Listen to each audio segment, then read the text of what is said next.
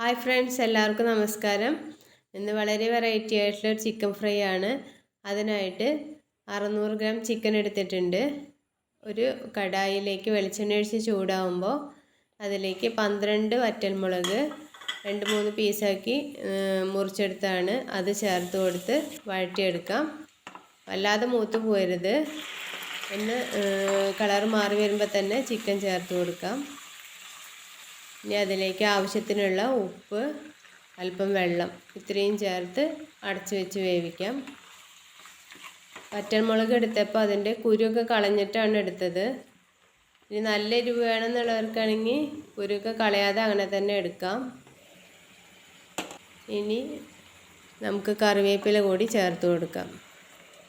കുറച്ച് നേരം കൂടി അടച്ചു വെച്ച് വേവിക്കാം. വെള്ളം വറ്റി വരുമ്പോൾ നല്ല ജീരകമാണ് ചേർക്കുന്നത്. 1.5 ടീസ്പൂൺ നല്ല ജീരകം ചേർത്ത് കൊടുക്കാം. നല്ലപോലെ ഇളക്കി യോജിപ്പിച്ച് 5 മിനിറ്റ് കൂടി അടച്ചു വെച്ച് വേവിക്കാം. നമ്മുടെ ചിക്കൻ ഫ്രൈ ഇവിടെ റെഡി ആയിട്ടുണ്ട്. എല്ലാവരും ട്രൈ ചെയ്ത് നോക്കണം. Thanks for watching. Thank you.